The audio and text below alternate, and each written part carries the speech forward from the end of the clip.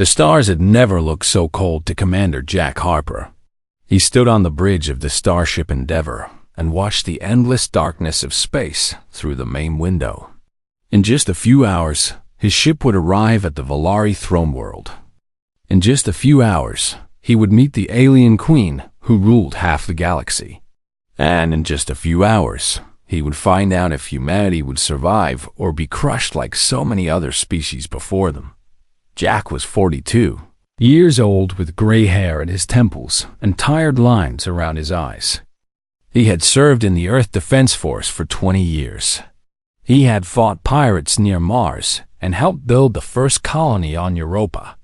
But nothing in his life had prepared him for this mission. Nothing could prepare anyone for meeting the Valari. 6 months ago, a Valari scout ship had appeared in Earth's solar system.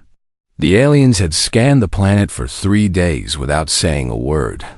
Then they had sent a single message. Humanity was to send representatives to the Valari throne world. The Queen would decide what to do with this new species. The message did not ask. It commanded. Earth's leaders had argued for weeks about how to respond. Some wanted to fight. Some wanted to hide. But in the end, they all knew the truth. The Valari had conquered thousands of worlds. Their empire stretched across 100,000 star systems. Earth had exactly 12 starships and a population that had never faced a threat from beyond their own world. There was no fighting the Valari. There was only hoping to survive them. Jack turned away from the window and looked at his crew. The bridge of the Endeavour was small compared to Valari ships. It held only 6 stations for navigation, communications, sensors, weapons, engineering, and the captain's chair. His people worked quietly at their posts, but he could see the fear in their eyes. They all knew what was at stake. Lieutenant Amy Morrison walked up to stand beside him. She was his second in command, a woman of 35 with short brown hair and sharp green eyes. Amy had a reputation for staying calm in any situation, but even she looked worried today. "We drop out of hyperspace in 4 hours," she said. "Dr. Cole wants to brief the team one more time before we arrive." Jack nodded. "Tell everyone to meet in the conference room in 30 minutes. I want to go over the plan again." Amy hesitated. "Do we even have a plan, sir?" "Everything I have read about the Valari says they do not negotiate. They do not make deals. They either ignore you, enslave you, or destroy you. Those are the only 3 options." "Then we need to find a 4th option," Jack said. The conference room was barely big enough to hold the 8 members of the diplomatic team. Jack sat at the head of the table with Amy on his right. Dr. Nathan Cole sat across from her, his tablet filled with notes about Valari culture and history. Nathan was a thin man of 50 with glasses and a nervous habit of tapping his fingers when he talked. Sergeant Kyle Bennett leaned against the wall near the door. He was the leader of the 4-person security team that would accompany Jack to the surface. Kyle was built like a fighter, with broad shoulders and hands that looked like they could crush stone. But he was also smart enough to know that his weapons would be useless against the Valari. The other team members included Dr. Lisa Park, the ship's medical officer, and 3 junior officers who would handle translation equipment and recording devices. They all looked at Jack and waited for him to speak. "Let me be honest with everyone," Jack began. "I do not know if we are going to survive this mission. The Valari have never shown mercy to any species they have encountered.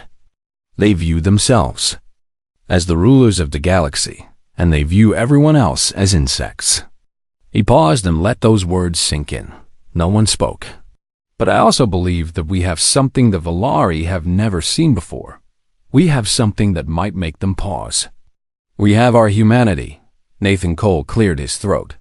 "Commander, I have studied the Valari for months. Their entire society is built on power and dominance. They respect only strength. They see kindness as weakness and friendship as a tool for manipulation. I am not sure humanity will impress them." "Maybe not," Jack admitted. "But we have to try something different." Every other species that has met the Volari tried to impress them with tributes of gold and technology and rare materials. They tried to prove their value through things. And every single one of them failed. Amy frowned. So, what do you suggest? We show up with nothing? Jack reached into his pocket and pulled out a small object. He placed it on the table where everyone could see it. It was a simple bracelet made of woven threads in blue, green, and yellow. The colors were faded and the threads were slightly frayed at the edges. It looked like something a child would make in art class. This is what I am going to give to the Volari Queen, Jack said. The room went silent. Everyone stared at the bracelet like it was a bomb about to explode. Kyle was the first to speak. Sir, is this a joke? No, Jack said. This bracelet was made by my daughter Lily. She is 7 years old. She made it for me the night before I left Earth. She told me to keep it with me so I would remember that she loves me, no matter how far away I go. Nathan shook his head slowly. Commander, the Volari will see this as an insult. They will think we are mocking them. They might kill us on the spot. Or they might see something they have never seen before, Jack replied. They might see a gift that has no political value, no strategic purpose, no hidden meaning. Just love. Pure and simple. Amy leaned forward. Jack, this is insane. We are talking about an alien queen who has ruled for 3,000 years. She has destroyed entire civilizations. And you want to give her a friendship bracelet made by a 7-year-old girl? Yes, Jack said. Because that bracelet represents everything that makes us human. It represents love and hope and connection. It represents the belief that even strangers can become friends. And if the Volari cannot understand that, then maybe they are not as powerful as they think they are. The ship shuddered slightly as it prepared to drop out of hyperspace. Through the window, the stars began to stretch and blur. They were almost there. Jack picked up the bracelet and put it back in his pocket. He could feel his heart beating fast in his chest. He could feel the weight of 8 billion lives resting on his shoulders. But he could also feel the warmth of his daughter's love in that small bundle of threads. Get ready, he told his team. We are about to make history. One way or another. The Endeavor dropped out of hyperspace, and the Volari throne world appeared before them. It was a planet of dark purple clouds and massive floating cities that glowed with pale blue light. Hundreds of warships surrounded the planet, each one large enough to carry a small moon inside its hull. A cold voice came over the communications channel. Human vessel, you will proceed to docking platform 7. You will submit to inspection. You will not deviate from your assigned path. Any violation will result in immediate destruction. Jack took a deep breath and sat down in his captain's chair. Understood, he said. We are on our way. The mission to save humanity had begun. Jack kept his voice steady as he began to explain. He could feel the anger in the room, the disbelief, the barely controlled rage. One wrong word and the guards would cut him down where he stood. But he had come too far to stop now. Your Majesty, he said, this bracelet was not made by craftsmen or bought from a merchant. It was made by my daughter. Her name is Lily, and she is 7 years old. She made this for me with her own hands, using threads that she picked out herself. She spent 3 days working on it because she wanted it to be perfect. The Queen watched him with those cold, golden eyes. She did not speak. Jack continued. On the night before I left Earth, Lily came to my room. She was crying because she did not want me to go. She was afraid that I would never come back. She gave me this bracelet and told me to keep it with me always. She said that as long as I had it, I would remember that she loves me. And no matter how far away I went, no matter what happened to me, that love would keep me safe. A murmur ran through the crowd. Some of the aliens looked confused. Others looked disgusted. But a few, Jack noticed, looked curious. They had never heard anything like this before. On Earth, Jack said, we have a custom. When someone we love is going away, we give them a piece of ourselves to take with them. It does not matter if the gift is expensive or beautiful. What matters is that it comes from the heart. What matters is the love behind it. Queen Zathura finally spoke. You speak of love as if it has value. In my empire, love is a weakness. It makes you soft. It makes you vulnerable. The strong do not love. They conquer. With respect to your majesty, I disagree, Jack said. The strong do love. In fact, I believe that love is the greatest strength of all. The Queen's eyes narrowed. Explain. Jack took a step forward. The guards tensed but did not stop him. I have read about your empire. I know that you have conquered thousands of worlds. I know that your armies are unbeatable, and your technology is far beyond anything we have on Earth. But I also know that your empire is built on fear. Your subjects obey you because they are afraid of what will happen if they do not. Fear is efficient, the Queen said. Fear keeps order. Fear also creates enemies, Jack replied. Every species you have conquered dreams of the day when they can be free. Every slave in your empire would betray you if they had the chance. Your power is vast, but it is hollow. It is built on a foundation that will crumble the moment you show weakness. The crowd had gone completely silent. No one had ever spoken to the Queen like this. No one had ever dared to point out the cracks in her empire. Jack could feel his heart pounding in his chest, but he kept going. Humans do things differently. We have fought wars too, terrible wars that killed millions of our own people. But we have also learned something important. We have learned that the strongest bonds are not created through fear, but through trust, through friendship, through love. He held up the bracelet again. This is not garbage, Your Majesty. This is proof of the strongest force in the universe. A child made this for her father because she loves him.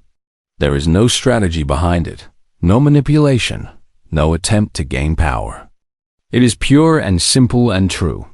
And that is why it is more valuable than all the gold and jewels in your empire. Queen Zathura sat motionless on her throne. Her 4 arms were perfectly still, and her face showed no expression. The silence stretched on for what felt like hours.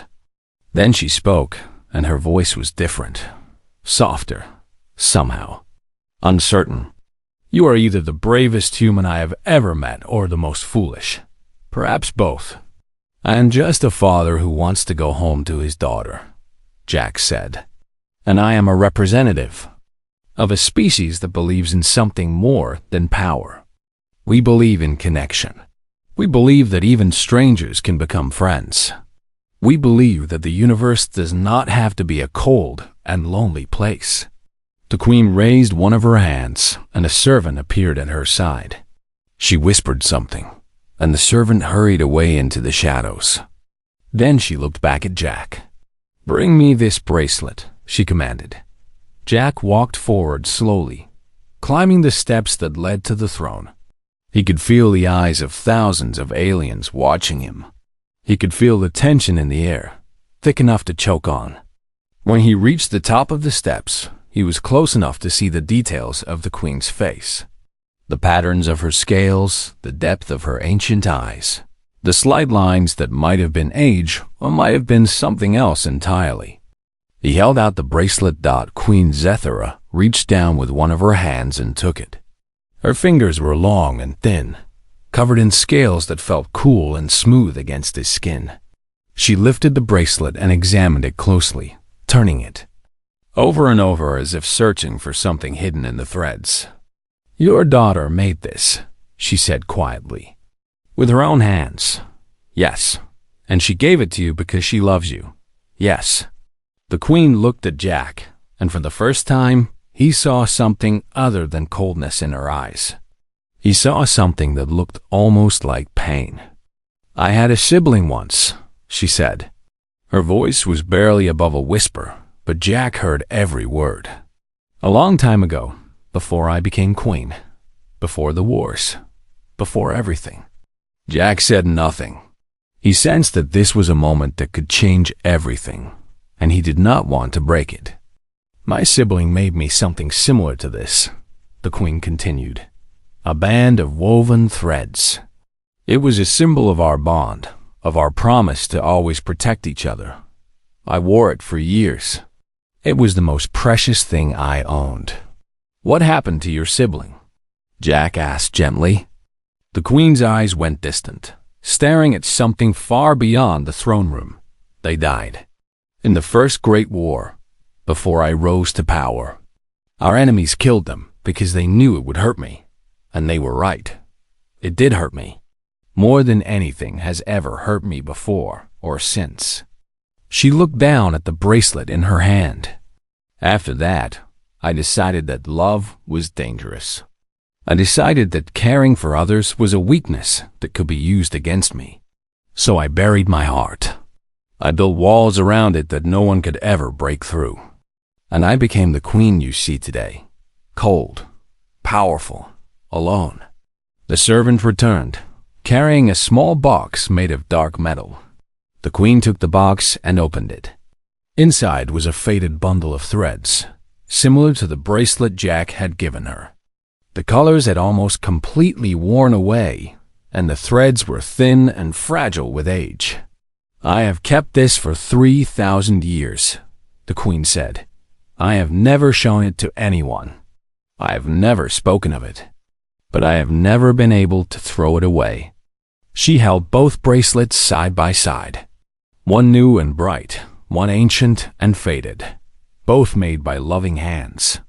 Both carried across impossible distances, and then something happened that no one in the throne room expected. Queen Zethara, ruler of half the galaxy, conqueror of 1,000 worlds, the most powerful being in known space, froze completely. Her entire body went still, as if she had been turned to stone.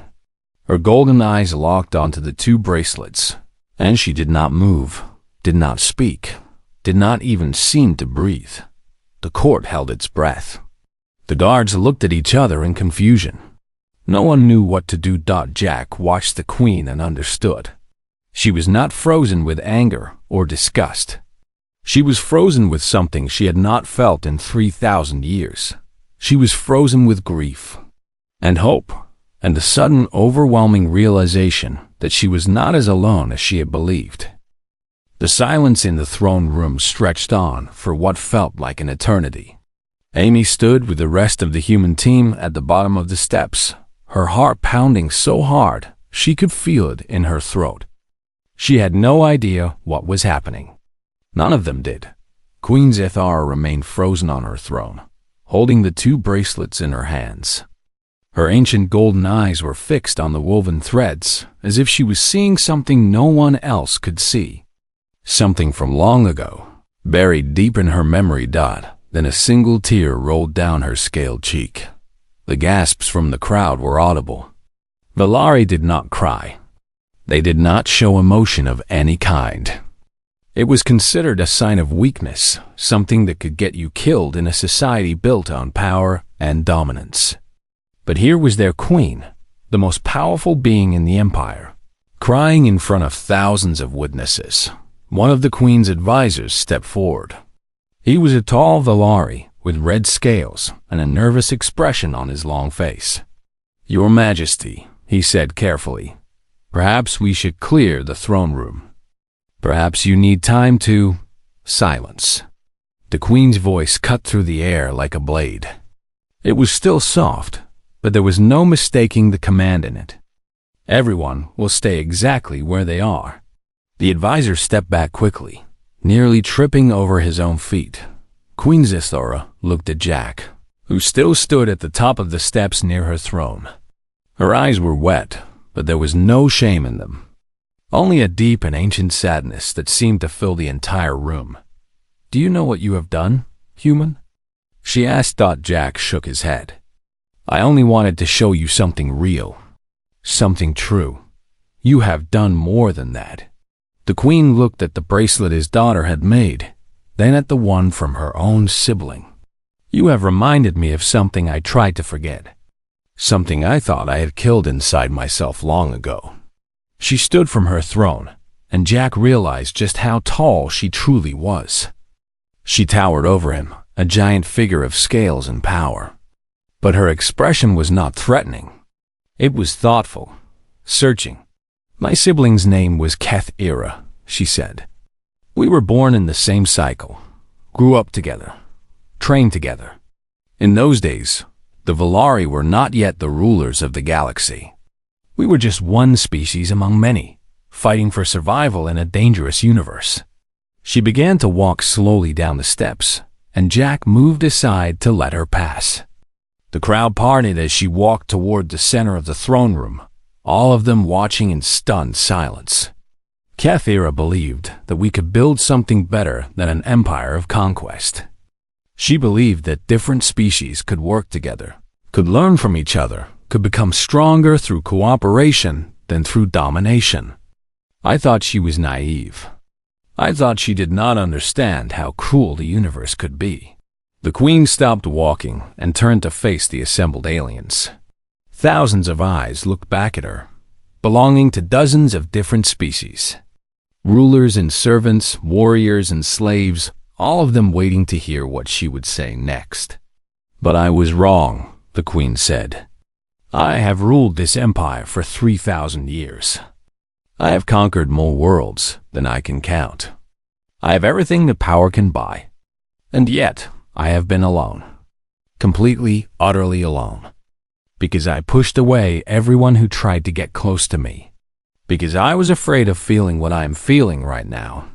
She held up the 2 bracelets so everyone could see them. "These are the most valuable objects in my empire.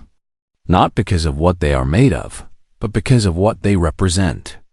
They represent love, connection, the bonds between souls that transcend distance and time and even death." The Queen looked at Jack. "Your daughter gave you this because she loves you. My sibling gave me this because they loved me. These 2 simple things, made of nothing but threads, contain more power than all my warships combined." Amy felt tears forming in her own eyes. She looked at Nathan and Kyle and saw that they were just as moved as she was. Something extraordinary was happening here. Something that would change the galaxy forever. The Queen returned to her throne and sat down. But something was different about her now. The coldness was gone from her eyes. The hardness was gone from her face. She looked like someone who had just woken up from a very long sleep. "Human," she said to Jack. "What is your name?" "Jack Harper, Your Majesty." "Jack Harper, you came to my world expecting to be judged. You expected me to decide whether your species would be enslaved or ignored. Is that not true?" "Yes, Your Majesty. Then let me give you my judgment." The Queen's voice rang out across the throne room. "Humanity will not be enslaved. Humanity will not be ignored. Humanity will be recognized as a unique species under the protection of the Volari throne." The crowd erupted in shocked murmurs. The Queen's advisors looked at each other in disbelief.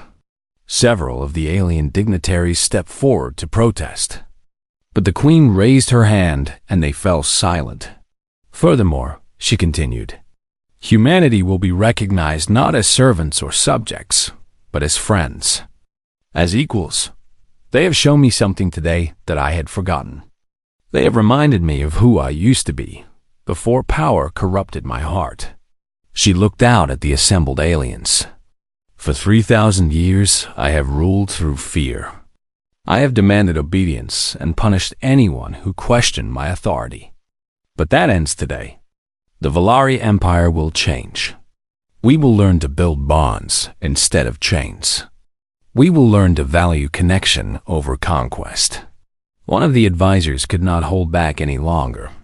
"Your Majesty, this is madness. We cannot show weakness to the conquered peoples. They will rebel. They will destroy everything we have built."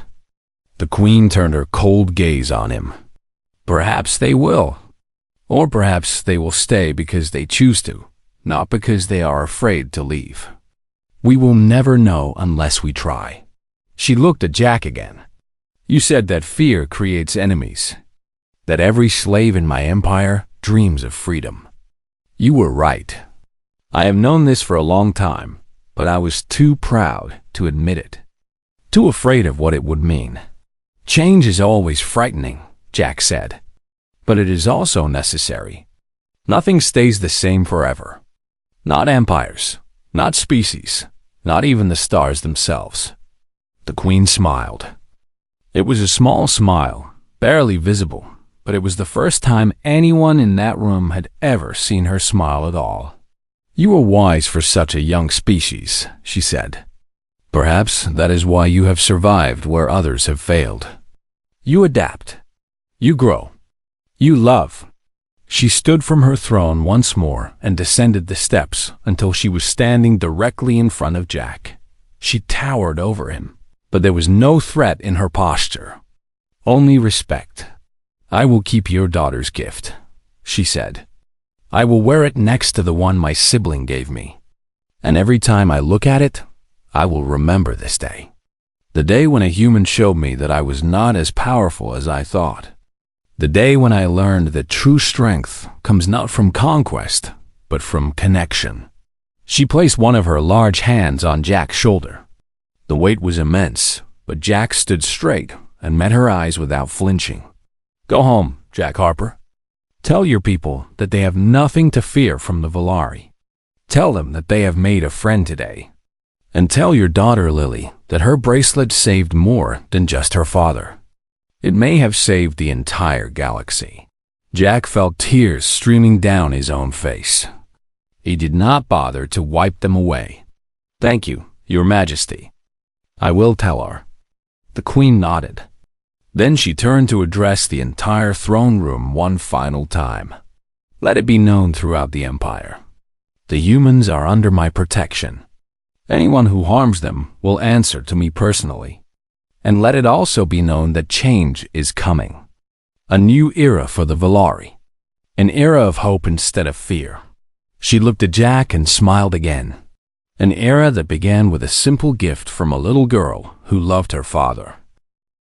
The docking platform was larger than any building Jack had ever seen on Earth.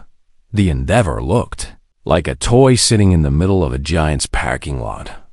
As Jack walked down the boarding ramp with his team, he felt smaller than he had ever felt in his life. Valari guards waited for them at the bottom of the ramp. They stood over 8 feet tall with bodies covered in shining scales that shifted between silver and blue. Each guard had 4 arms, 2 of which held weapons that hummed with deadly energy. Their faces were long and narrow with large golden eyes that showed no warmth, no curiosity, only cold judgment. One of the guards stepped forward. It spoke in a deep voice that sounded like stones grinding together. The translation device in Jack's ear converted the alien words into English. You are the humans. You will follow. You will not speak unless spoken to. You will not touch anything. You will not look directly at anyone of higher rank than yourselves. Do you understand these rules? Jack nodded. We understand. Then follow. The walk through the Valari city took nearly an hour. Jack and his team were led through corridors of crystal and metal that stretched so high they disappeared into clouds of mist. They passed thousands of Valari going about their daily lives, and every single one stopped to stare at the strange small creatures from the unknown. World called Earth. Jack noticed other species too. He saw short, furry beings carrying heavy loads on their backs. He saw tall, thin creatures with no eyes cleaning the floors with rags. He saw insect-like aliens working on machines while Valari supervisors watched them with obvious contempt. These were the conquered peoples, the slaves of the Empire. And Jack knew that humanity could easily join their ranks. Amy walked beside him, her face carefully blank. But Jack could see her hands trembling slightly at her sides. Stay calm, he whispered. Show no fear. I am trying, she whispered back. "But this place is designed to make you feel fear. Every hallway, every building, every guard. It all says the same thing. You are nothing. We are everything." Dr. Cole moved closer to them. "That is exactly right. The Valari use architecture and ceremony to establish dominance. By the time anyone reaches the throne room, they are already beaten in their own minds. It is brilliant, really. Terrifying, but brilliant." Kyle Bennett said nothing. He walked with his shoulders back and his chin up, refusing to be intimidated. Jack appreciated that. They needed to show strength, even if it was just an act. Finally, they reached the throne room. The doors were 50 feet tall and made of some kind of dark metal that seemed to absorb light. 2 guards pushed them open, and Jack saw the chamber where the queen waited. The throne room was the size of a football stadium. The ceiling was so far above that Jack could barely see it. Columns of twisted crystal lined the walls, and strange lights floated in the air like captured stars. Thousands of beings filled the room, standing in neat rows according to their rank and species. At the far end, raised on a platform of carved bone, sat the throne of Queen Zeth-Ara, and on that throne sat the queen herself. She was the largest Valari Jack had ever seen, easily 10 feet tall, even while sitting. Her scales were deep purple, almost black, and her 4 arms rested on the sides of her throne like the limbs of some ancient spider. Her eyes were golden like the guards, but there was something different about them. Something older.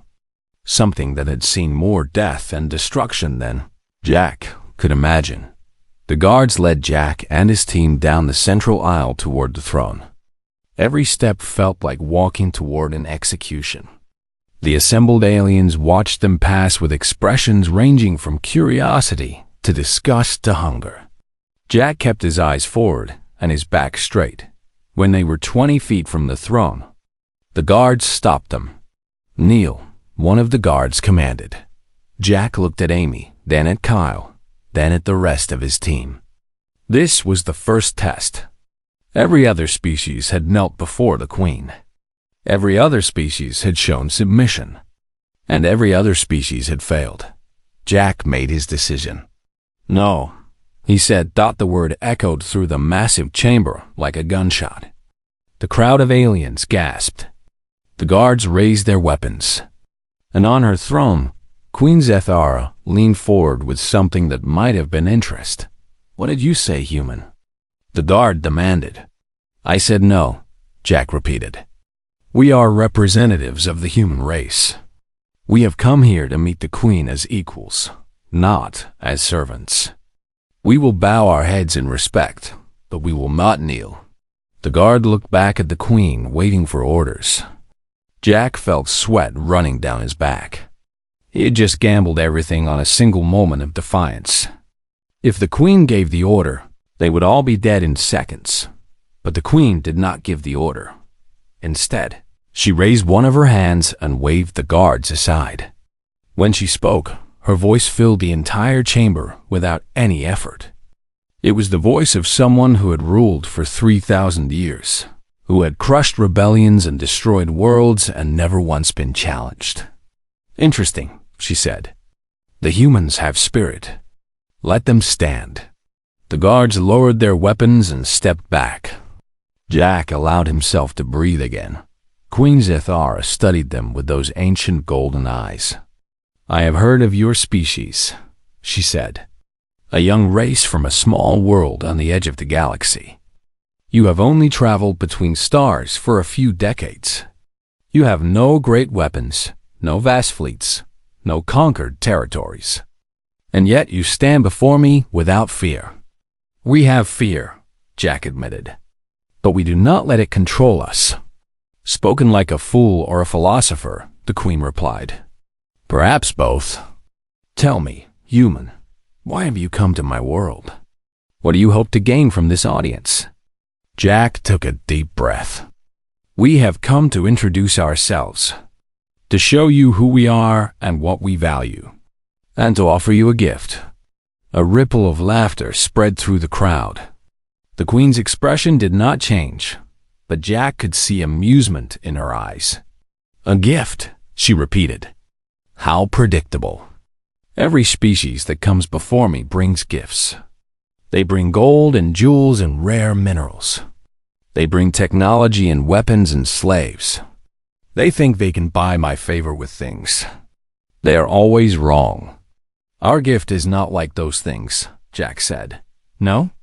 The Queen tilted her head slightly. "Then, what is it? What could a primitive species from a forgotten corner of the galaxy possibly offer to me, the ruler of half the stars in existence?" Jack reached into his pocket and pulled out the bracelet. He held it up so the Queen could see it clearly. The small bundle of colored threads looked almost ridiculous in the vast throne room, surrounded by crystal columns and floating lights and thousands of powerful aliens. "This," Jack said, "this is our gift." The throne room went completely silent. No one moved. No one spoke. Every eye was fixed on the small human holding up what appeared to be a worthless piece of string. Queen Zethara stared at the bracelet for a long moment. Then she spoke, and her voice was colder than the void between stars. "Explain yourself, human. Explain why you would insult me with such garbage. And choose your words carefully, because they may be the last words you ever speak." Jack felt the weight of the moment pressing down on him. Everything depended on what he said next. The fate of humanity rested on a few sentences and a small bracelet made by a 7-year-old girl. He looked at the Queen and began to speak. 3 months passed. The news of what happened on the Valari throne world spread across the galaxy like fire across dry grass. At first, no one believed it. The idea that the cold and merciless Queen Zethara had been moved by a human child's bracelet seemed like a joke. But as the days went by and the reports kept coming, the galaxy began to realize that something truly extraordinary had happened. The Endeavor remained docked at the Valari throne world during this time. Jack and his team had been asked to stay as the first official human ambassadors. At first, it was awkward. The Valari did not know how to treat guests who were not servants, and the humans did not know how to navigate a court filled with alien politics and ancient traditions. But slowly, things began to change. Amy Morrison found herself spending long hours with Valari, scholars who were desperate to learn about human culture. They asked about Earth's history, its art, its music. They wanted to know how humans could fight terrible wars and then forgive each other. They wanted to understand how a species so young could have developed such complex ideas about love and friendship. And Hope. Amy told them everything she knew. She talked about the Great Wars and the peace treaties that followed. She talked about families separated by conflict who found each other again. She talked about strangers who became friends and enemies who became allies. The scholars listened with amazement, taking notes on everything she said. Dr. Nathan Cole was invited to give lectures at the Valari Academy of Knowledge, the most prestigious learning institution in the Empire. He spoke about human philosophy, about the thinkers who had struggled with questions of meaning and purpose for thousands of years. The Valari students listened in silence, their large golden eyes fixed on this small creature from a distant world who seemed to know something they had lost long ago. Kyle Bennett surprised everyone, including himself.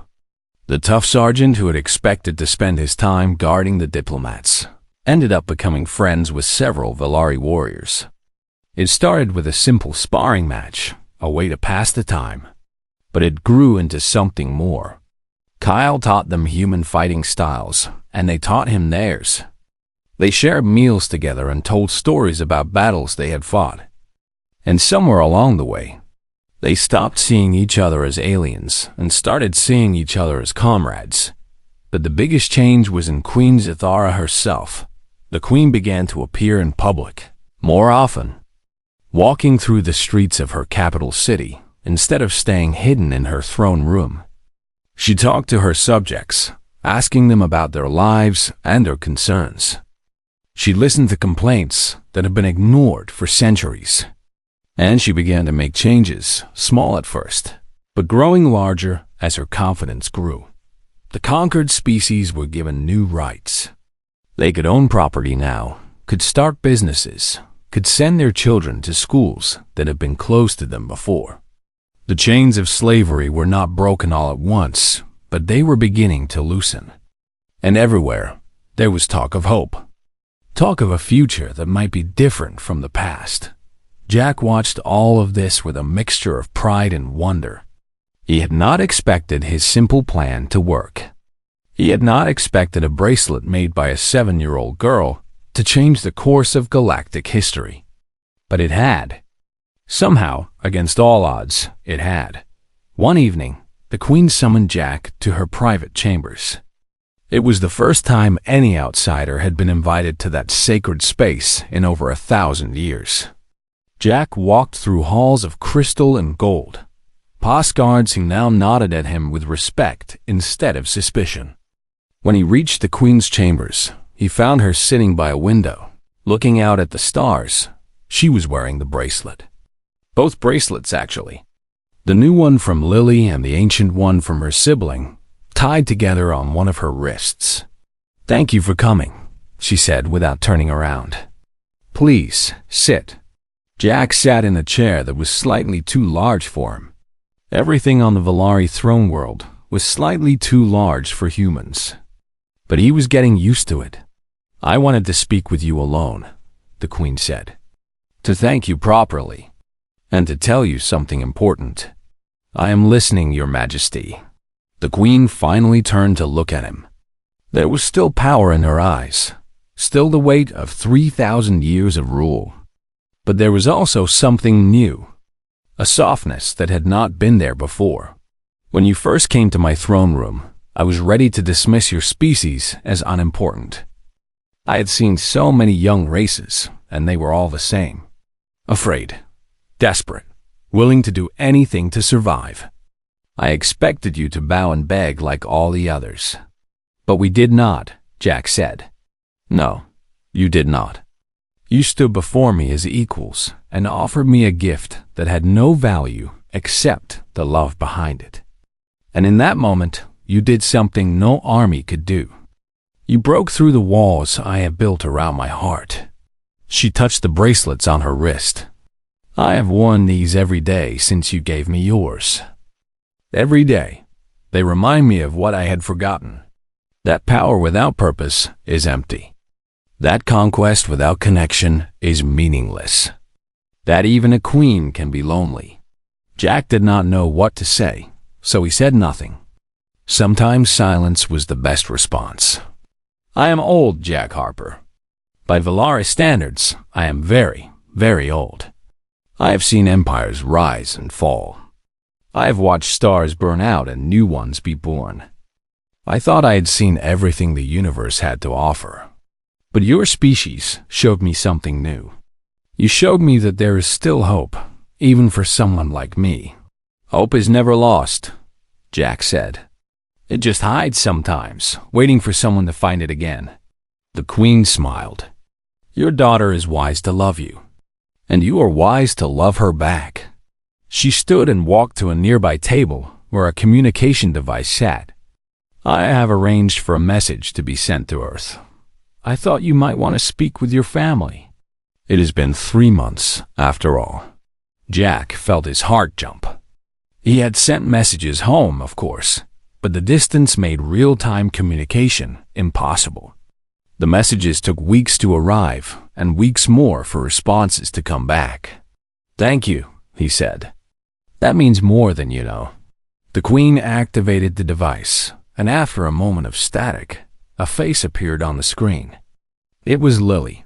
Her bright eyes went wide when she saw her father, and she let out a squeal of joy that probably woke up half the neighborhood back on Earth. "Daddy! Daddy, is that really you?" Jack felt tears streaming down his face. "It is really me, sweetheart. I'm so sorry it took so long to call. Where are you? Are you okay? Did you meet the alien queen?" Did she like the bracelet? Jack laughed through his tears. Yes, I met her. And yes, she liked the bracelet very much.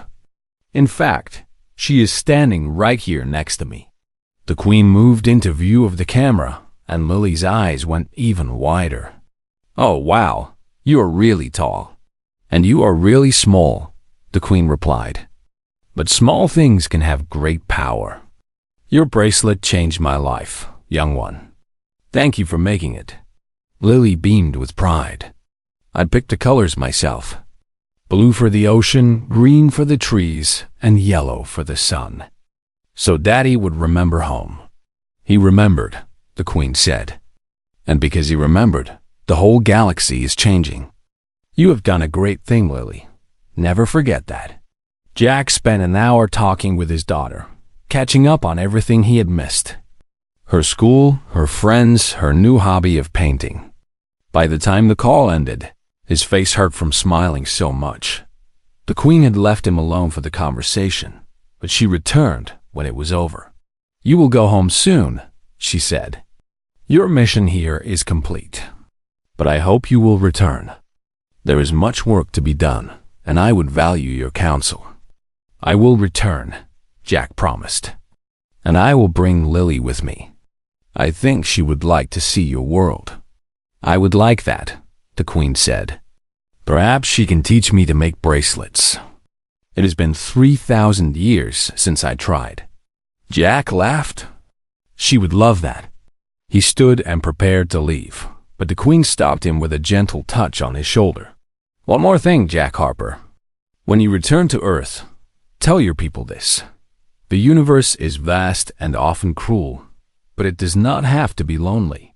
Tell them that friends can be found in the strangest places. And tell them that humanity has earned something rare. You have earned the respect and love of an empire that had forgotten what those words meant. Jack nodded. I will tell them. He walked out of the Queen's chambers and made his way back to the Endeavor, where his team was waiting to begin the long journey home.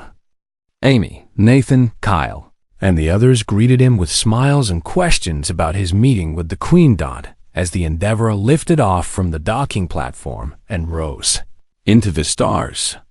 Jack looked back at the Valari throne world one last time. Somewhere down there, an ancient queen was wearing a bracelet made by a little girl from Earth. And because of that bracelet, the galaxy would never be the same. He thought about Lily, waiting for him on a small blue planet so far away. He thought about the future she would inherit, a future with more hope and less fear than anyone had dared to imagine. And he smiled, knowing that sometimes the smallest gifts could change everything.